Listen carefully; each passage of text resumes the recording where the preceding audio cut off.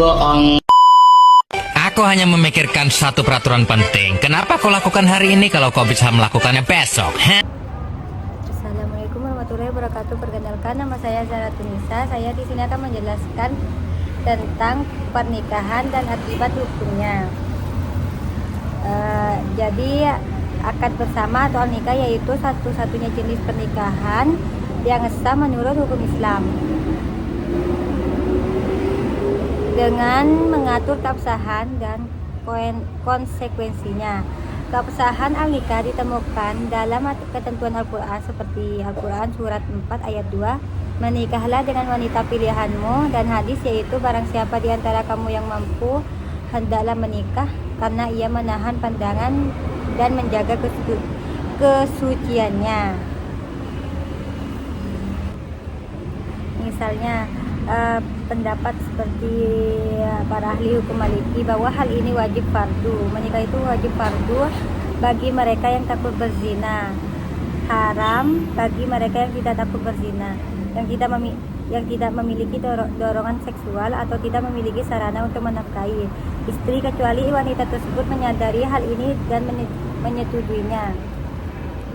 Dianjurkan mandub bagi mereka yang tidak memiliki dorongan seksual, yang tidak takut berzina tetapi ingin memiliki anak dan mampu menafkahi mereka. Makruh bagi mereka yang tidak memiliki dorongan seksual, yang tidak dapat memenuhi tanggung jawab pernikahan, baik mereka menginginkan anak atau tidak.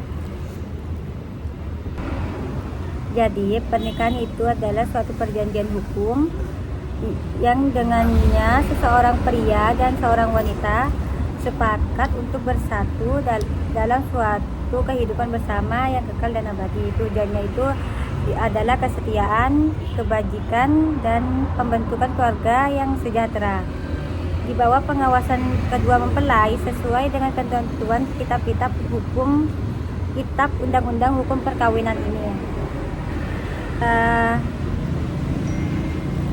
Nikah dapat dilakukan secara lisan atau tertulis dan merupakan perjanjian yang mengikat, menciptakan hak dan kewajiban bersama antara pasangan.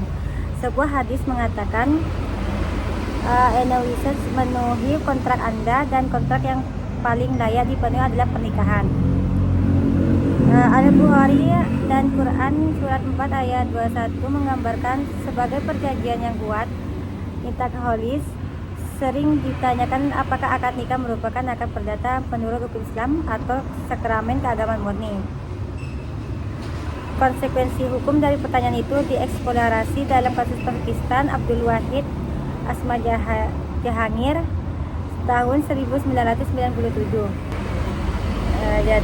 Jadi dengan pengadilan mencatat bahwa jika itu dianggap seperti kontrak perdata lainnya, maka setiap wanita muslim dewasa yang cakap dapat melangsungkan pernikahannya sendiri dengan cara yang sama seperti dia dapat mengadakan kontrak perdata lainnya tanpa persetujuan wali. Tetapi jika itu dianggap murni sebagai sakramen keagamaan, maka itu dapat menyiratkan sebaliknya.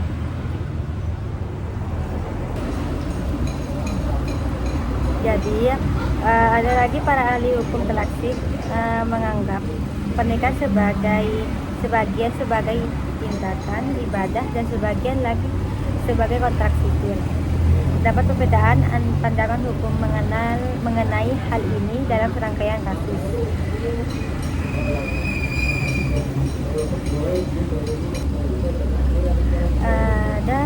Dan di hukum Islam bukanlah sakramen, melainkan kontrak sipil. Namun dalam kasus Muhammad Yasin F. Busnuma Katon di Pakistan tahun 1960, hakikat religis perkawinan dalam Islam diakui oleh pengamatan pengadilan, antara lain bahwa ada kesucian yang melekat padanya dari awal hingga akhir melalui konsepsi hak dan kewajiban, dan jika diperlakui tanpa kesucian dan dimiliki akan menjadi profan dan tidak lagi berkarakter Islami.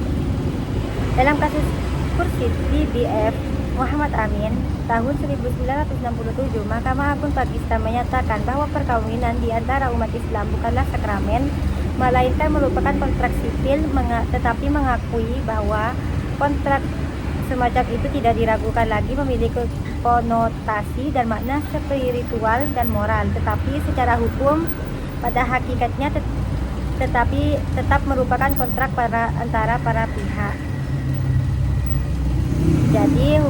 Jadi pernikahan itu adalah perkawinan antara pria dan wanita mengikat perjanjian yang suci. Jadi begitu saja penjelasan dari saya. Assalamualaikum warahmatullahi wabarakatuh.